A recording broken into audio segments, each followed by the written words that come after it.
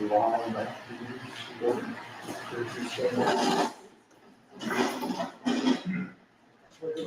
to the flag of the United States of America and to the republic for which it stands, one nation, under God, indivisible, with liberty and justice for all.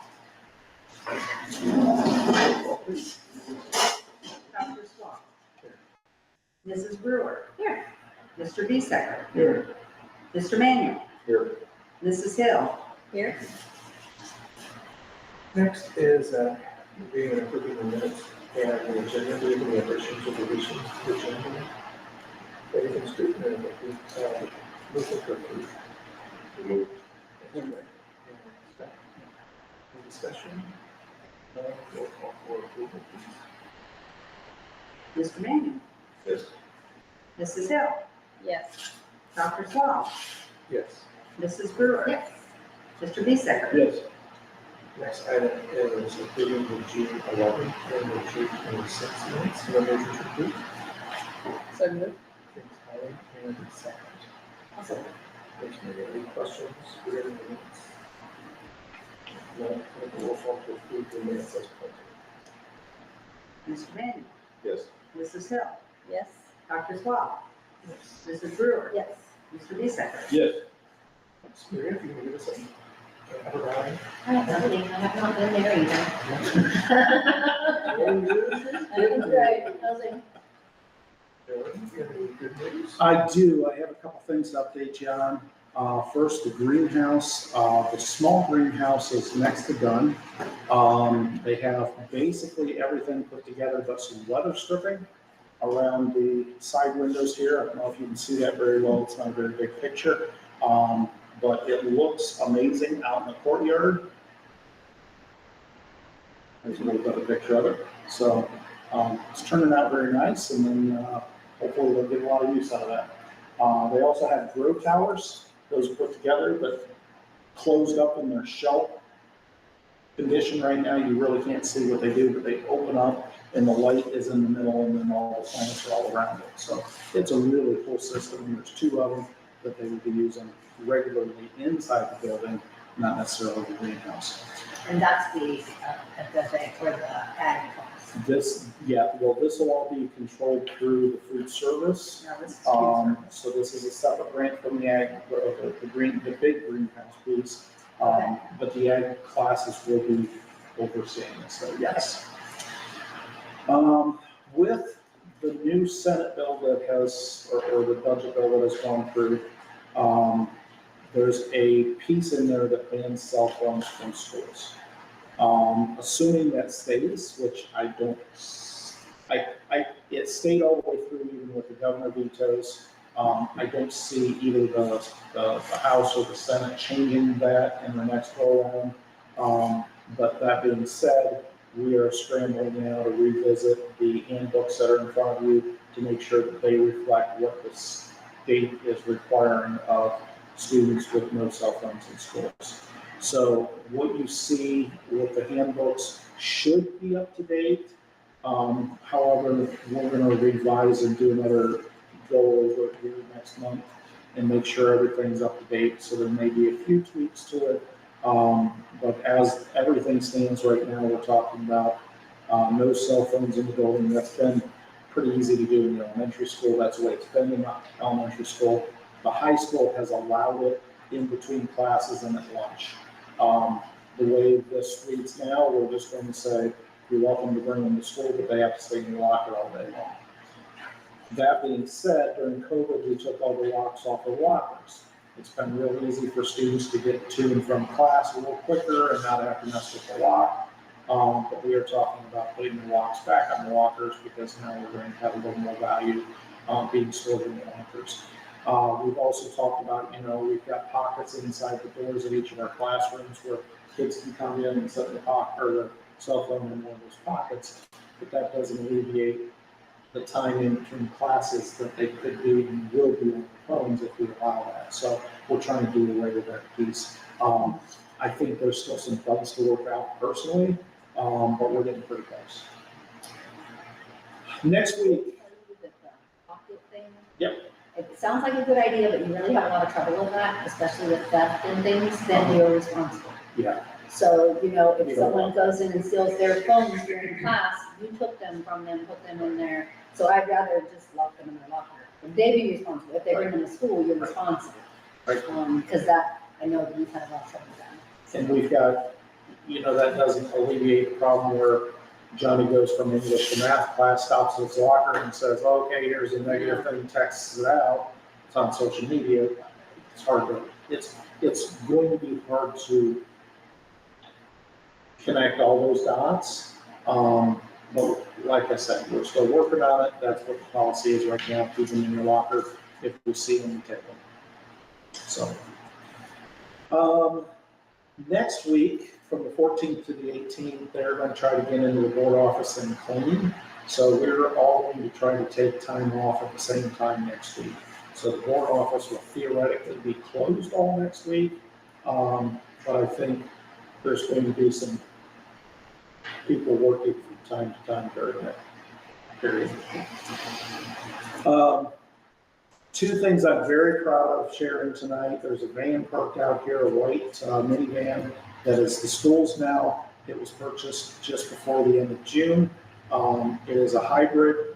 I'm going to take it tomorrow on a trip to see how the mileage works out. It's got full charge right now. They boast 84 miles a gallon on this thing. It's a great running van, but you're welcome to go out and check it out.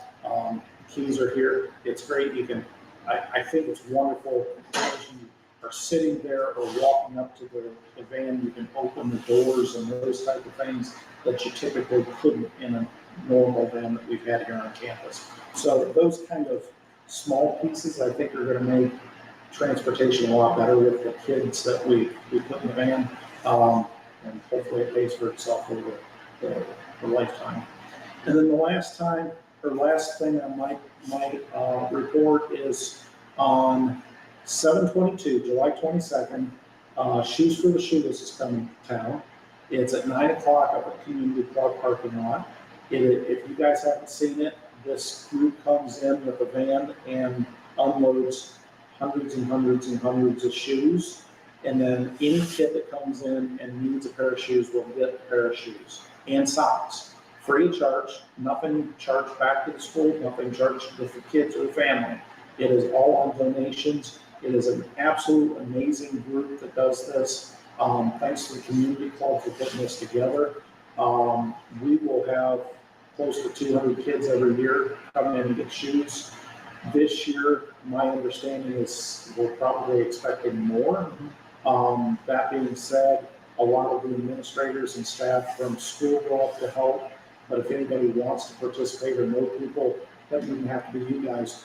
Spread the word. If somebody wants to work it, it's very rewarding to see the kids and the parents being so appreciative of something that's typically large expense for a family, walk away with everything that no cost. So it's really cool. It's a couple hours on that morning. It's usually pretty hot. You're usually pretty busy. But like I said, it's very rewarding. So spread the word. And it's really a well-oiled machine. It She has is. everything. When they get it out of the truck, she passes it in a line and set it up, and all of a sudden you're filling the kids' shoes and they leave. In 2 hours, you have everything boxed up, and it's like that. How'd that happen? It's great. It is. Yeah, we definitely need more volunteers.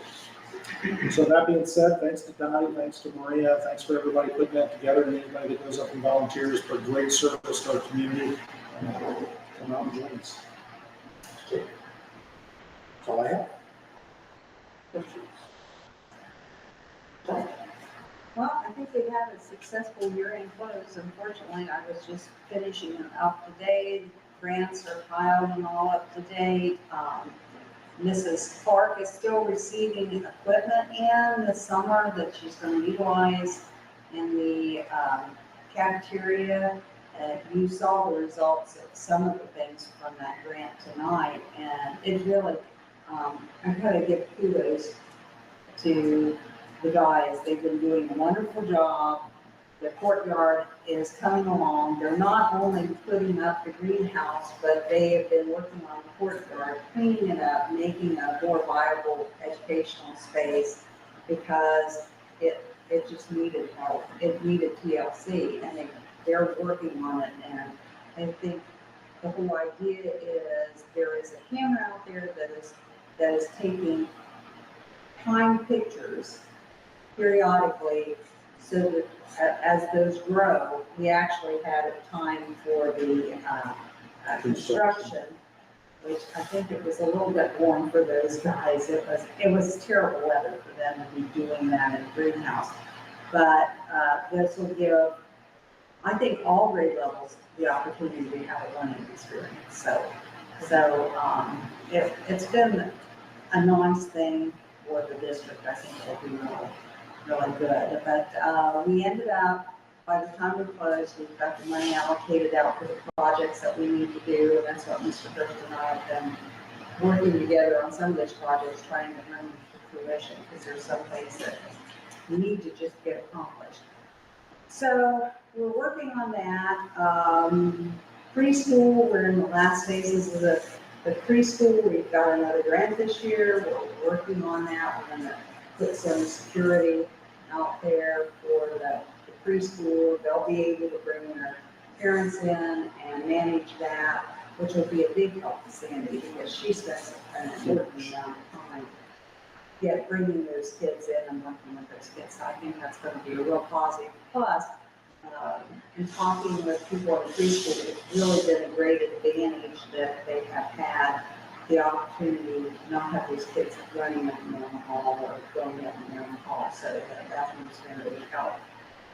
The last thing I want to talk about is if we get approval on the wellness grant this year, we're going to try to do the 4th of October a wellness run, a 5K run here, and we're going to use the facilities here, and it's going to be, we've got a lot of plans for that. We're going to have different health venues, different opportunities for people, and it's not only going to be for employees, but it'll be for the public.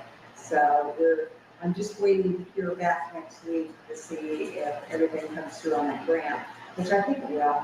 And when it does, we'll start advertising and trying to get that out. And with that, that's all I have tonight.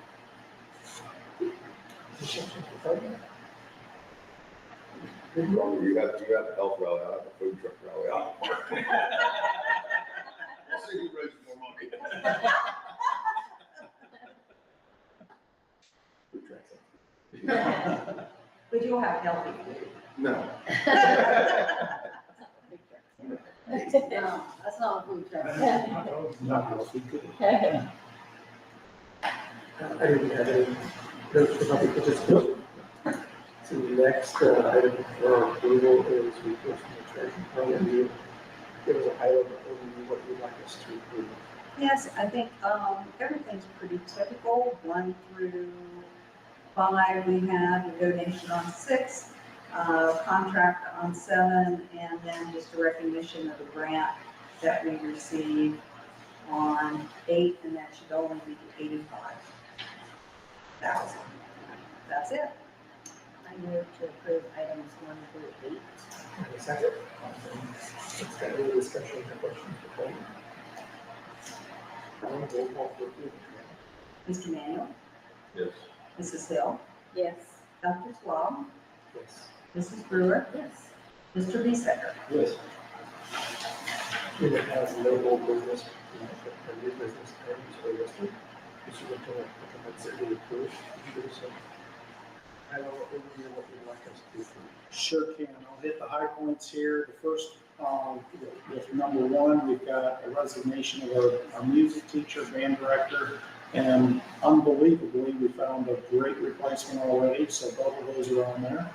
I'll jump down to number 4. That's probably the next biggest thing. Gate admission to our ball games. Everything will stay the same with the exception of the family pass, or I'm sorry, the individual adult pass, going up to $125. So that's the only change that was in that whole group. Number 7, we talked a little bit about the handbooks and cell phone policies are going to be reflected with the new changes in law. Number 8, This is a big change, but this is a big change that will be reimbursed by the state for a big part of it. Number 10, that is a resolution to allow us to talk with either criteria engineers and architects for a design build project for the field house, or just hiring a traditional architect to go with the traditional bid packet. That being said, we will be doing another visit to the field house tomorrow, and we have one more probably scheduled within the next month. So that's the main pieces. I have a question on field. Sure. I know that they have to pay that for the league, but are we still doing athletes for free? Yes, Okay, that didn't change. did not So change. fall athletes get into fall events for free. Correct. And spring- Active athletes in that season will be for free. Okay. And those passes are per year or per Yes. year? No. Per season? Per season. I don't That's, know. I think that's right. No, that's. I Is bet that it's per per year? year. I thought she was like that in the year. Yeah, I think so, because you wouldn't buy it for $50 if you're only going to buy it for $20. Right, I would agree. Okay, That makes more sense per all year. right, just wanted to double check, okay? Yep, and I'll double check in the handbook too, just to give clarification, because I think there's more verbiage there. And she was very explicit in her discussion on it, that many of the schools, it's an annual pass, but they charge considerably more than this. So this is still very much on the market according to the statistics that that probably presented. Okay.